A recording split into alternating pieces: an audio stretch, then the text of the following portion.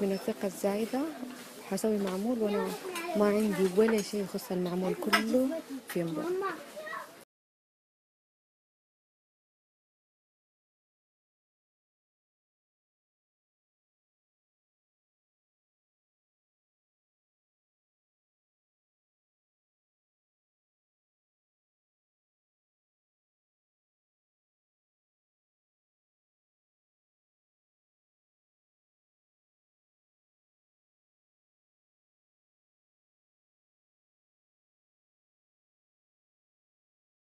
هذا إبزار مخصوص للمعمول، فيه له بهارات معينة مخلوطة، دحين أوريكم هي.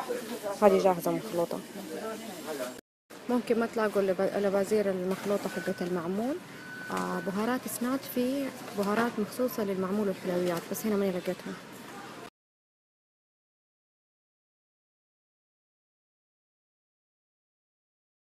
صباح الخير، زي ما وعدتكم اليوم إن شاء الله راح أعمل المعمول الحجازي.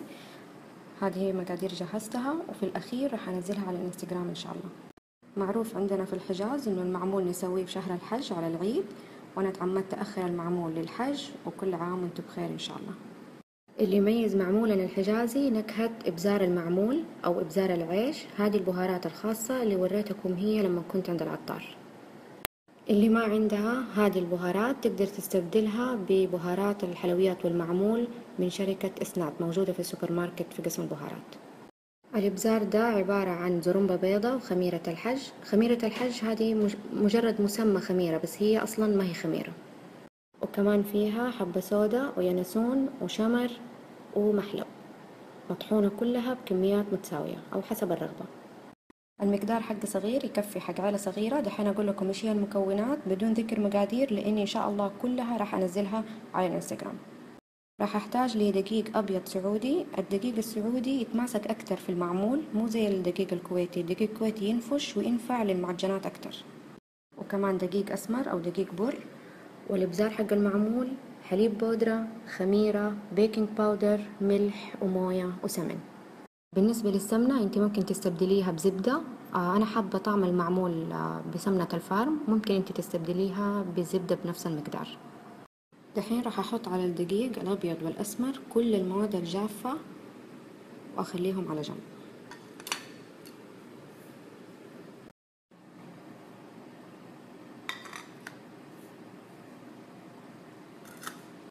على النار راح أدح السمن، راح أخليه يسخن مرة مظبوط، بس بدون ما ينحرق وبدون ما يدخن. إذا دخن خلاص معناته انحرق. السر في نجاح المعمول الحجازي اللي هي سخونة الدهن. لازم الدهن يكون مرة حار ونصبه على الدقيق عشان الدقيق يتحمص ويدينا طعم لذيذ. إذا حتعمليه بالزبدة انتبهي، الزبدة بسرعة تسخن عكس السمن. السمن شوية ياخد وقت أطول من الزبدة. خلاص السمن صار عندي حار، راح أصبه بشويش على الدقيق وأقلب بملعقة الخشب. شوفوا كيف لازم زي كده يصير في الدقيق عشان يتحمر. انتبهوا دي المرحلة ما يكون جنبكم فيه أطفال. نصب شوية شوية ونقلب بالملعقة الخشب ونكمل إلين نخلص السمن.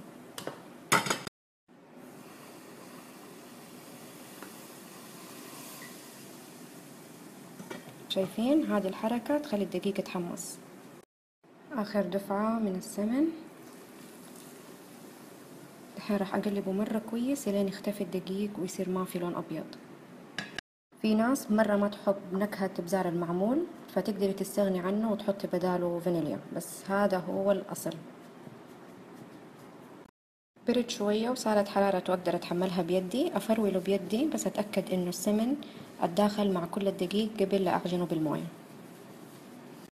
الموية راح أحطها شوية شوية وأعجن، لأنه احتمال معها أحتاج كل الكمية. حتى انتوا تعجنوا زي كده بدي الطريقة.